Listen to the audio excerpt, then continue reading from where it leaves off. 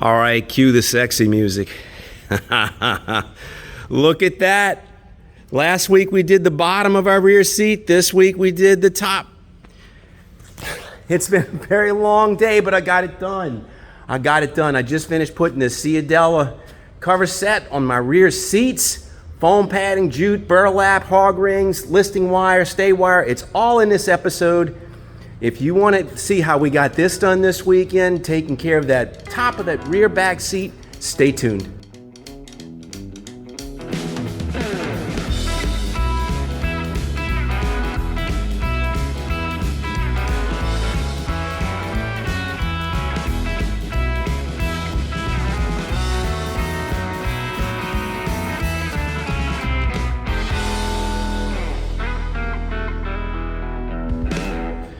So there's a seat bottom that we did last week. Brand new vinyl, brand new foam, brand new everything on it, refurbished springs. We're going to do that this week to this spring setup. This is the back of our rear seat for our Bel Air. So that's the bottom of the bench. That's the rear vertical part of the bench. And we're going to do that this week. So where are we? Okay. I'm working on my 56 Bel Air. I'm restoring it from scratch. I've been working on it for 3 years now. Had this channel going. I'm on episode, I don't know, 145, 146 or so. And the last few episodes, we've been doing the interior upholstery. So a couple of episodes back, I took apart all of my seats, stripped it all down.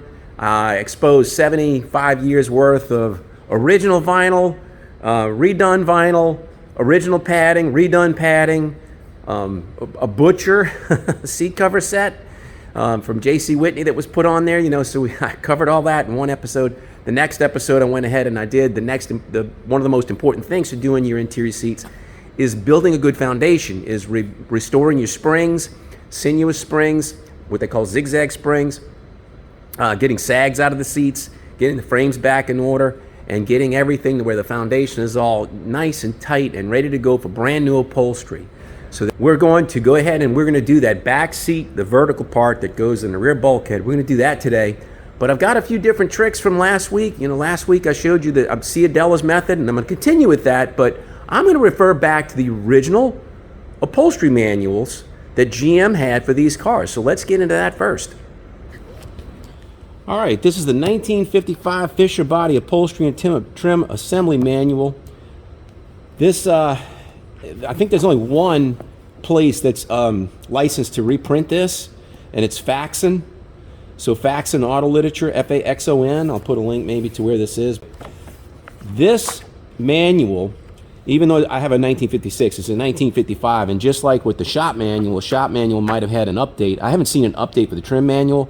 It might have been in just some shop flyers that came in, because the interior is pretty much the same for both of the cars with a few little differences. But in here you'll find they'll show you how the seats are made up. They've got different variations for it. So this is 1955. It would have been every 1955 model that's in there. So you'd have had wagons, you'd have had sedans, you'd have had even the Corvette is in here, Nomad. It's got all these different seat styles. So you'll notice the upholstery is a little bit different on some of these. Like this one has the ribbed bottom, and then this has got a tufted bottom. This one has a smooth bottom. So each one of these had a little subtle difference in how they were done. And if you watch my video from last week when I reupholstered this seat, I was using Ciadella's method, which is not built up the same way that this one is. So I used Ciadella's method. But this one shows you how to build it up out of cotton wadding, but you almost need an answer key in order to understand it. But it shows you where everything goes. I had to guess at this. If I'd have had my book last week, I forgot it, full confession. If I'd have had it last week, this would have informed me as to how I did some of the things that I had to guesstimate on the seat. But you can see I did this upholstery last week without the manual. So if you don't have the manual, you can still get her done. But there's something I want to show you in this manual now. Well, before we get to that, so it'll show you the front seats, the smaller portions, the fold-down leaves. It also, if you go further back, there you go. You can see how this is, and it's got all the detailed instructions or detailed locations for where things are supposed to be list wired, where they're supposed to be hog ringed, how many different hog rings, where you clip them. So this is very, very useful. And here's the back seat that we're going to do today. So I'm going to come back to this in a second. But what I want to show you is that they also show the armrest. They show you the door panels. They show you all of that in here. They show you even like as you're mounting your door panels, where to put, you know, various things that your car might no longer have. It's probably worn out. So we're gonna be able to refer back to this manual for windlace. I believe this thing even covers the headliner. So everything in here, there's the headliner. So detailed instructions on how to do the headliner is going to be found in this book. Even a convertible top. If you got a convertible, that's where it shows you how everything is assembled. Carpet, looking forward to that. So I will be referring to this book as we go on in the weeks ahead. So that's this book, the 1955 Fisher Body Upholstery and Trim Assembly Manual. Okay. So the back seat, what I want to show you is this. There is an object in here that they call it, they point to it right here, number 1, and it says top spring spacer. Okay. So these seats originally came with a spring spacer. I noticed it when I was taking apart the seats. Again, go look at that episode, but the top spring spacer looked like this. It was a piece of burlap that was about maybe 3 inches wide, and it had 2 plackets in it, and it had listing wire on the inside. So this was attaching the front spring, the front surface of the spring of the vertical part of the seat to the back. So it was connected like this.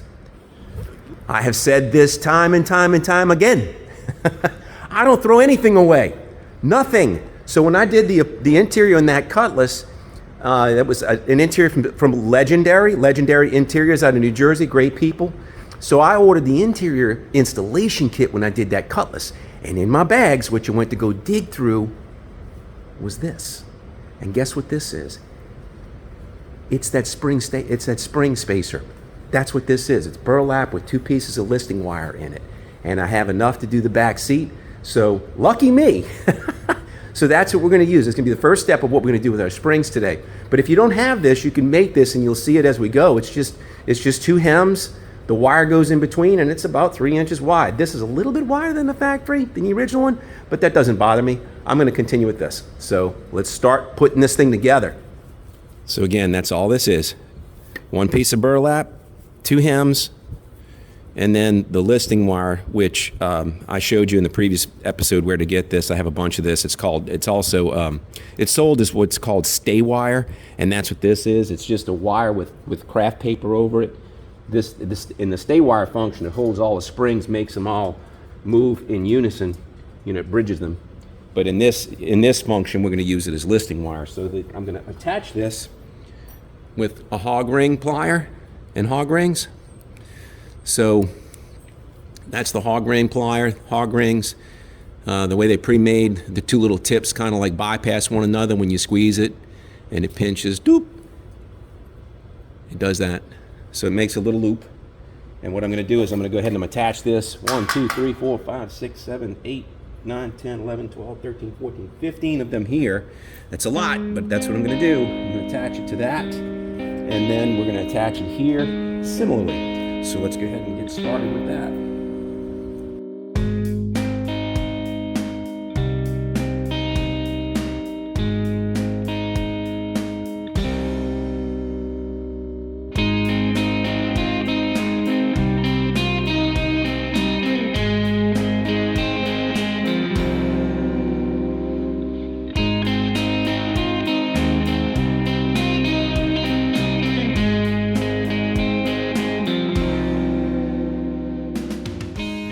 That's the first step.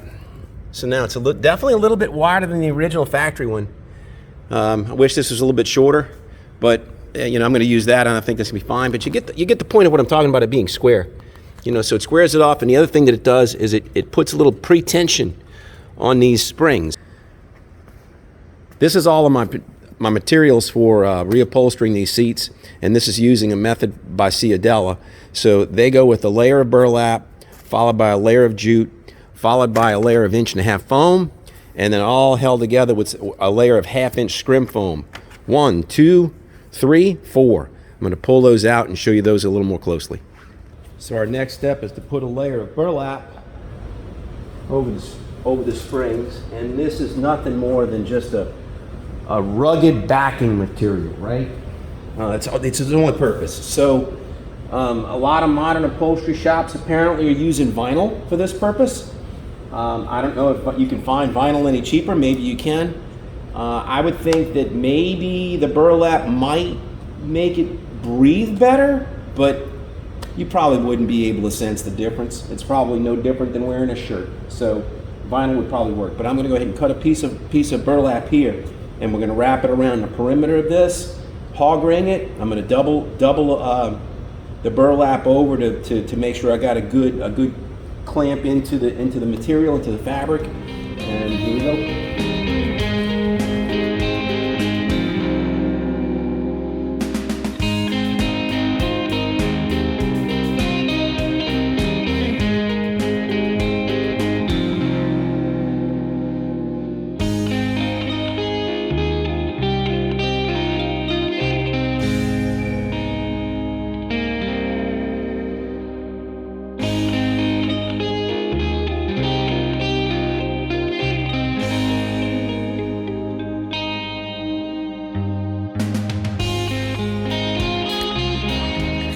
All right, there it is. Got it all done. Looks good. Looks really good. Starting to look like something now. If you want burlap upholstery, I'm done. All right, so next step is to put a layer of jute on this, and that's going to have to come up to the same perimeter as the burlap, and then the foam will wrap around that. So let me go ahead and get the jute out and show you what that is. So this is nothing more than the same sort of material. It's exact sort of material. It's the backing of automotive carpet.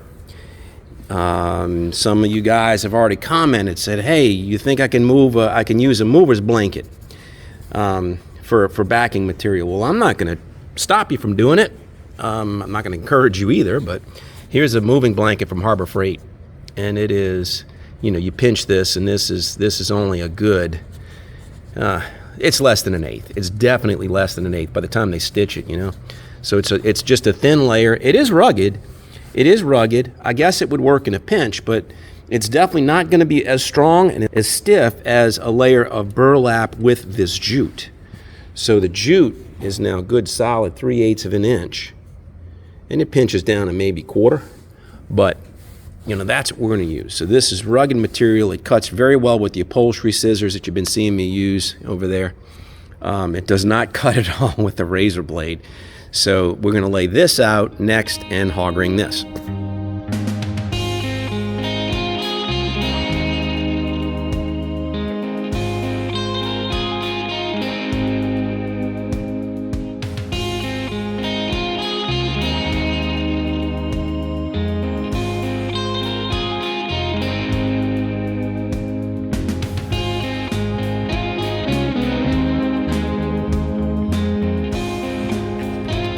All right, there it is. Got it all done. So now you'll notice this is just design logic here. So I thought about taking this burlap all the way back to here. This jute all the way back to here. But then I realized that as this crushes, that's going to bunch up. So what I didn't want is this whole bunch of material here to be too long and doing something. So I figured I'd just give it a lot of wiggle room to just do what it needs to do in order to move out of the way whenever the seats are being, sat upon. I have about a 2-inch lip all the way around, a 2-inch overhang. And I didn't put a whole heck of a lot of hog rings in this thing because it's like everything is going to be wrapped. Once the next layer goes on foam, that'll have like about 1.5 inches or so of overlap all the way around. And then we will have a layer of scrim foam over that, and that's what's going to hog ring back. So now the next thing I need to do is put down that layer of 1.5 inch foam, which I had to widen it, so I did that earlier today. Let me just go ahead and run that clip. All right, so Ciadella's method uses 1.5 inches of foam. So this is a medium foam or a medium dense. I compared it to what was in the packaging from when my interior came, and they had a piece of 1.5 inches in there, and this is about the same density. So I don't know if you can really tell about its squishiness by how I'm doing that, but so 1.5 inches is really odd. They sell 1 inch, 2 inch, 3 inch, 4. 1.5 inches is very difficult to find, so I was able to source it from a domestic manufacturer through Amazon, made in USA, 1.5 inches, but it came in 24-inch wide slabs that were about 7 feet long. And 24 inches, not quite enough for that vertical on that back seat, because you got to have it down low enough towards the bottom, and then you're wrapping it over the top. So you really need about 30 inches. So I'm going to have to make it up. If I've got 24, I got to make it up. So I'm going to show you how I'm going to do that with contact cement. And I have contact cement here that was a gallon. I bought a quart from a supplier that will break up the Weldwood Landau top spray grade from Weldwood. So this is really, really good stuff, but I've got it in a quart can, and I just bought a quart because I didn't need a gallon. And this is a test piece, and you can see how this test piece is, and it's not coming apart. It is adhered pretty well. So this, I brushed this on. You don't need to spray it. I brushed it on the seam, 2 clean seams, mashed them together, and this is now one piece. So what I'm going to do is I'm going to do that same thing here. So here's my 24-inch wide piece, and then I've got some ends. I tried to use the square factory cut edge because it was easier to use that than it was for me to hand cut it. But when I did hand cut it with a razor blade and a straight edge, that's about as good as I could get, and it's a little bit off. But you know, sometimes you just got to make these adaptations. You know, I don't want 24 inches wide. I could have bought another slab had I known that I was going to need to do this, but I'm running a little long. So the extra length, I'm using that to make this extra width. So just, you know, hey, necessity is the mother of invention. So here we go. Let's go ahead and do this.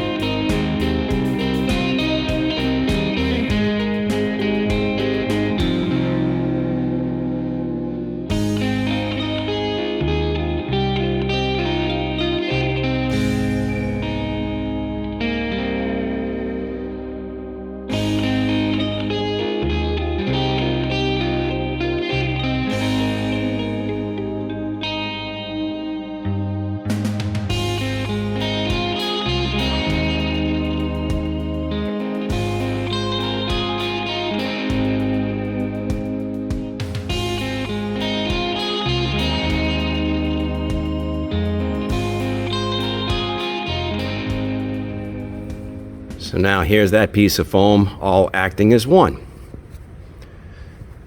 So you can see it's got overhang down here, got plenty of overhang now.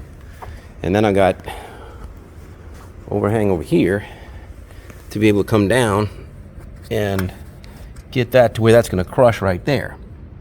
So what I need to do is I need to figure out a way to lock this down in place, cut it, and get it shaped right so that when the scrim foam comes over it, the scrim foam is going to come over it, and the scrim foam is what's going to hog ring. So what I think I'm going to do is I'm going to turn everything over, and then I'm going to cut this so that it's free and clear around the whole thing. I'm going to mark it, scribe it with a Sharpie, cut it with the utility scissors, with the upholstery scissors, and take it from there. Where to cut it, right? So the top seems fairly straightforward. The top, I'm going to fold this over, and what I'm going to do is I'm going to use this to scribe where that line is. So I'm going to bring that over the whole way and mark that, and that'll tell me where to cut this top part. I'm hopeful that if I cut it a little bit short, that it'll squinch up into the right spot. So that'll be the top, and you see it's a curve. The sides, I'm not so certain about. I'm going to look at the manual and see what the manual says to do with the factory trim, so that I can kind of let that inform me for what to do with this adapted method that I'm borrowing from Ciadella. So you can see I got a nice smooth arc around there. So let's see, let me get the book out. I'll consult that before I do anything with the edges, and I'll get right back to you. So this is why I'm saying that the book, it's difficult to follow the factory instructions, because they show you this makeup, but then what they describe, it's like, look, okay, here's layer 3. Layer 3 is 5 ounces number 3 cotton pad with plastic insulator. And then layer 4 is 5.5 inches, 7 ounces, number 3 cotton batting. And then number 5, the next layer here, number 5, well, it's 4. Number 5 is 5 ounce, number 1 cotton pad, less burlap. So they show all this, but they don't show what any of this does coming over to the edges. They just show you how to attach the cover. They show this bottom layer wrapping over. I really wish this view would have taken this over and we could see what they might be doing with the edges.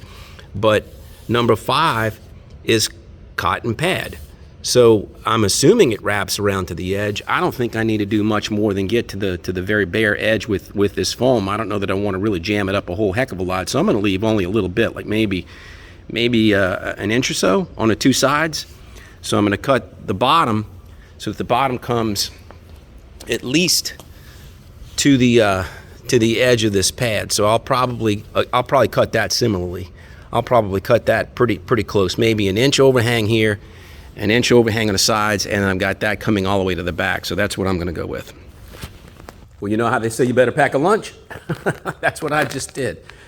I'm not working at home. You can see I'm in a warehouse here, so I'm here by myself, and I did pack a lunch, and so I just took a break to have lunch, but I'm going to show you why.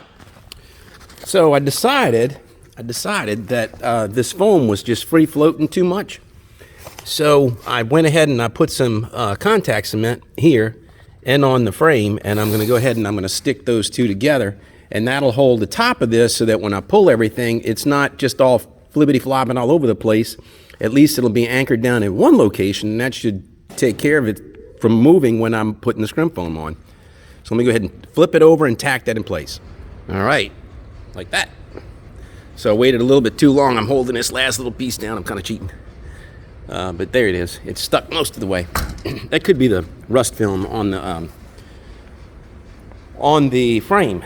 So now it's about as long as I said. I've got about an inch or so overhang on this side and on the 2 sides there. So let me go ahead, and what I need to do now is I'm going to take the seat cover, which is cloth and vinyl. Oh, it's so beautiful.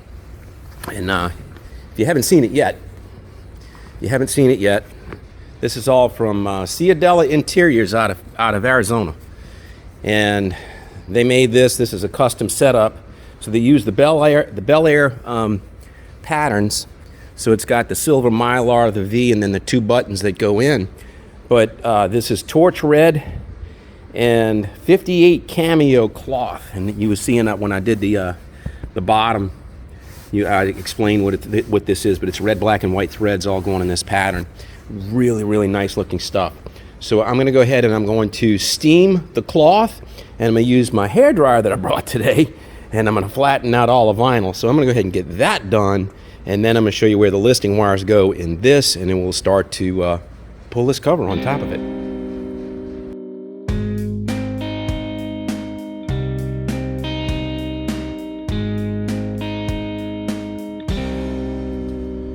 Just enough to get the big creases out of it. That's all I'm trying to do. So once it's under tension, I'll be able to get the vinyl smoother than that, because that's what I did to my back seat, to the rear bottom. I did that this morning with the hairdryer. So now let me go ahead and move this back in place. Actually, no. I tell you what. Now we need to do the listing wire. So let me show you that. All right. So around the perimeter of the cover, there's these plackets. So it's a heavy canvasy cloth, and it's got this hem in it. You can see here this hem. So the listing wire goes inside of that hem, and that's what you use that to pull that taut, and the hog rings go around that wire and pull it tight. Well, a factory listing wire looks like this. So this is a factory listing wire, and I recovered some of these, but I don't remember where they went, and it doesn't matter. But that's what it looks like, and it's got this little zigzag pattern. I don't know why. Maybe they thought that that would keep the hog rings or keep this thing from sliding back and forth. But the modern version of that, they sell this as stay wire. And this is a wire that is wrapped in craft paper. So what I'm going to do now is I'm going to go ahead and I'm going to unfurl this, and I'm going to run that list wire in every one of the sides where it calls for it, which is around the full perimeter, and this is what's going to hold this cover down when we hog ring through it. So I'm going to go ahead and slip the listing wire in and come back to you. All right, so there it is. Got the listing wire in all the way around, but I kind of got a sequence here. I jumped the gun. I put the listing wire in before I put the scrim foam on, so I need to do that. The scrim foam is this pink stuff, so I'm going to show you that in a second. But before I did this, I want you to know that my 2 Harbor Freight floor blankets, I took them, I picked everything up, and I zhuzhed them to make sure any hog rings, anything sharp, I've got it off of the cloth so that it won't puncture my interior, because Lord help me if that happens. So let's go ahead and get to the scrim foam stage. So this is where the magic happens, the scrim foam. This is really what binds everything together. So scrim foam is approximately the same density.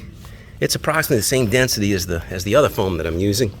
But so now you got 1.5 inches, and that's the other 1/2 inch. But this 1/2 inch here is going to add structure. So you see on the back side of this, it's got a little material on it. So that material is going to allow a hog ring to go into it. All right, so I got a hog ring inserted, and you can pull on this, and it'll pull tension without ripping through it. See, it's tugging on the fabric.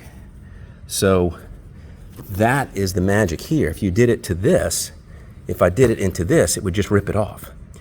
So it would rip through it.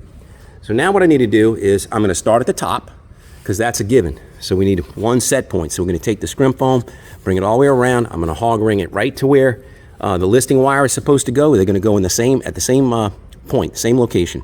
So we're going to hog ring the top of this, and then we'll hog ring the bottom, because the bottom is where you pull it tight and you get everything together, so it'll come around on the bottom, and it's going to come around to the inside of these springs. So that's what I want to do. Go ahead and set this up, and then we'll get that done.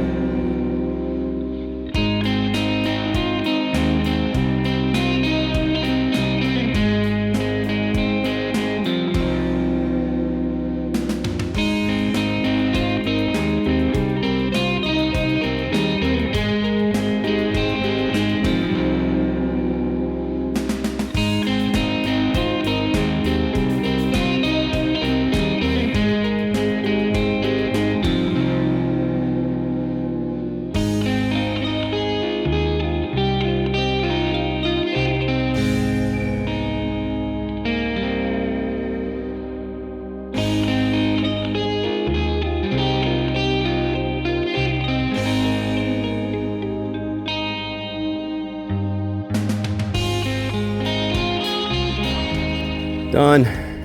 Whoo! That wore me out. I'm not quite sure about these sides, though. I might need to pull that tight and put another. Now that I'm looking at it, this one's like really tight and that was loose, but it looks okay. This corner looks better than that corner. We'll see once we pull the cover over it. We'll see. I think I need to trim some of that scrim foam off the bottom, but now I'm going to go ahead and I'm going to start fooling with the cover. So I'm going to take the cover and flip this back over. I'm going to put the cover down, flip this over, and then we'll start at the top. But now I'm looking at this corner, and I'm wondering how sharp that corner really needs to be. That doesn't look bad, but we'll see. All right, so center is right here in this wire frame.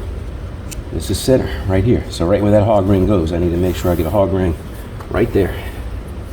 And that's where the listing wire is, so I just need to bring this. I've got a hog ring in every spot where another hog ring needs to go for the listing wire. So that's the layout right there. I don't know how this extra one got in here. I don't know if there's an accidental hole, a real hole. I think there's an accidental hole there. Yeah. So that was not real. Okay, I'm gonna bring this over. Put it right there.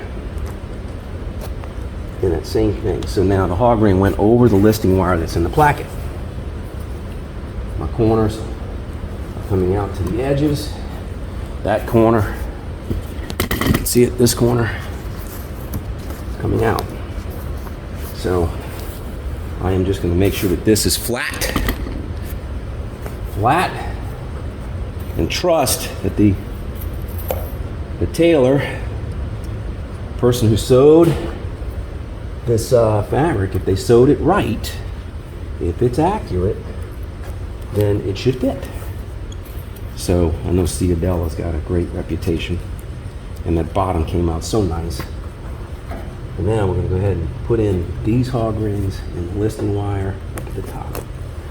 I need to do them all the way, and then we'll go and pull the bottom. They're all done now, all the way along. And now I've already kind of tugged on this a little bit. It's got a long way to go to come around.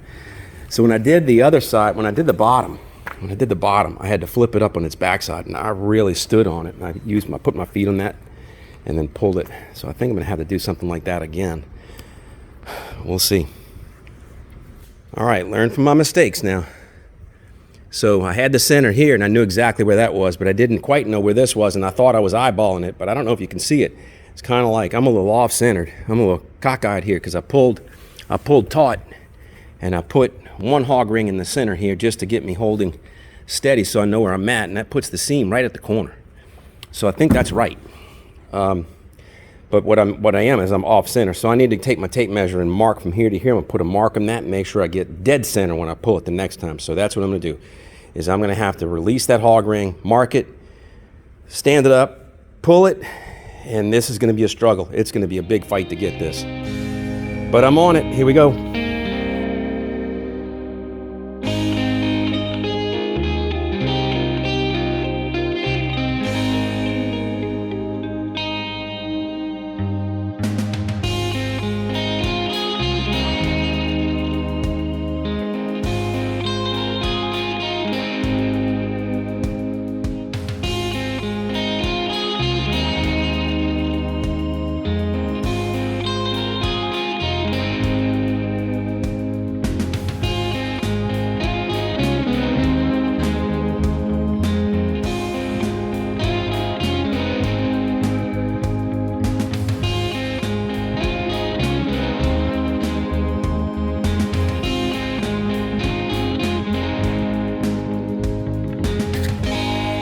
Ooh, man, I hope to tell you, that wore me out. I broke a sweat. I had to take off my shirt. And I'm not done. I've got to get these two corners. I think I misinterpreted the padding, because it's like where that comes across, it doesn't make sense. I might be over some of the frame rail like this. I may be a little too far. You know, this might need to just be a little short. And unfortunately, I got a seam ripping here. So I might have to postpone that and get a needle and thread and hand stitch that back. I don't know. I think the hog rings might hold it, but I think I'm over the wrong thing back here. And like I showed you on that diagram wasn't very clear on that. So let me flip it over and see what we're dealing with here. See what it looks like.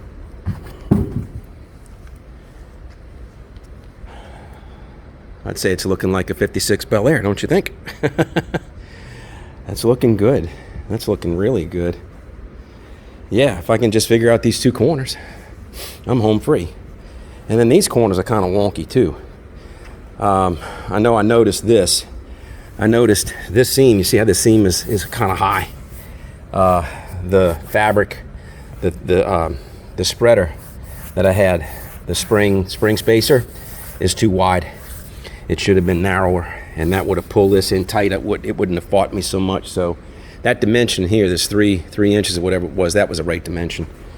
So even though I may do, it's gonna look fine, but it just fought me on the install. So now I'm gonna have to go off camera and try to figure this out, and I will come back to you when I've got a plan.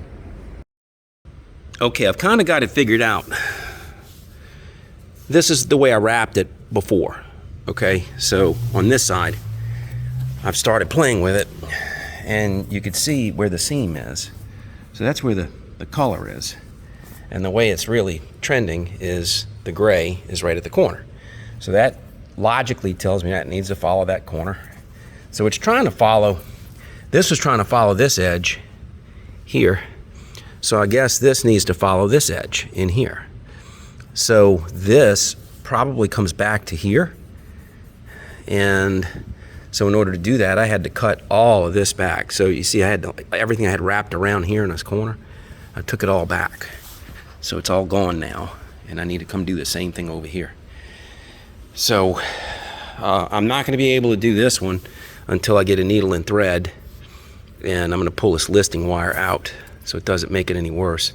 But this stitch is coming undone, and I need to, it's going to keep on unraveling, so I need to get a needle and thread and just quickly sew that back, and then I can put the listing wire in and pull that tight. So let me go ahead and get on this one. So let me get this listing wire shoved back where it's supposed to go and pull this, and that's going to be it for this. So you may or may not know, but I live in the New Orleans area. So it is Mardi Gras season right now, and there is a Michael's craft store 3 blocks away from me right now. However, I believe there's a parade going on 3 blocks away from me right now. So I think it's closed. So instead of having to go all the way back home to get a needle and thread, I think what I'm gonna have to do is I think I'm gonna have to let that wait. I really wanted to be done, but c'est la vie. C'est la vie. All right, so you're not gonna believe this, but I went pirate through the building and I went and found a needle and thread. I found a whole pack. So, yes, I'm gonna hand stitch this. And yes, I know how to sew. I not only know how to sew by hand, I know how to sew with the sewing machine. My mom was a seamstress and always had sewing machines and monogram machines and embroidery machines in the house.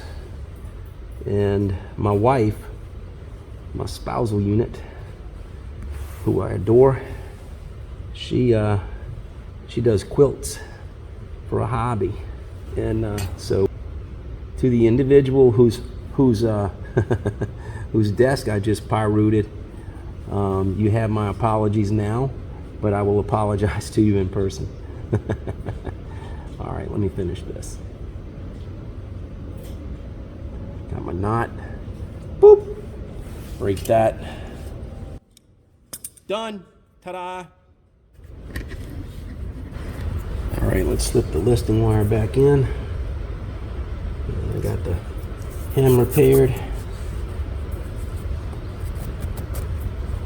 And then we'll pull it and hard ring it.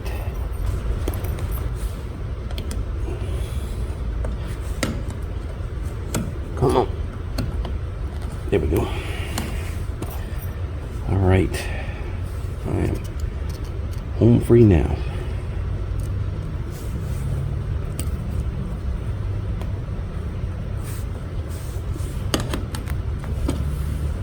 So the last thing is this button. And I brought all kinds of nylon twine and ferrules and washers to try to replicate what the factory did, and this thing comes like a paper clip almost.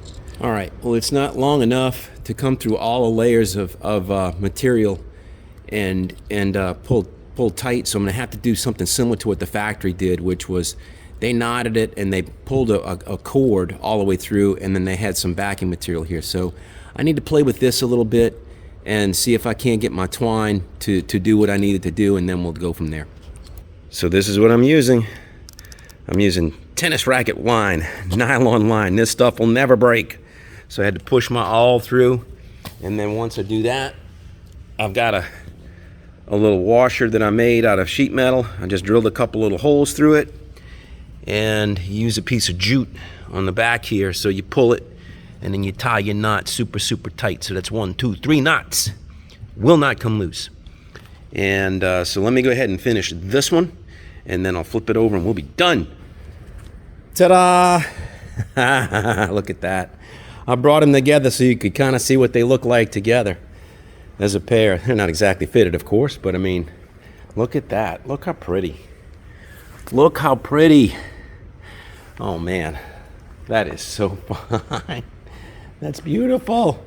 That's beautiful. And you've seen the back, you know, so I've been showing it to you all day long.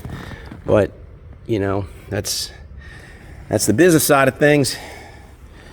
But there it is. There's the enjoyment side of things. That is gorgeous.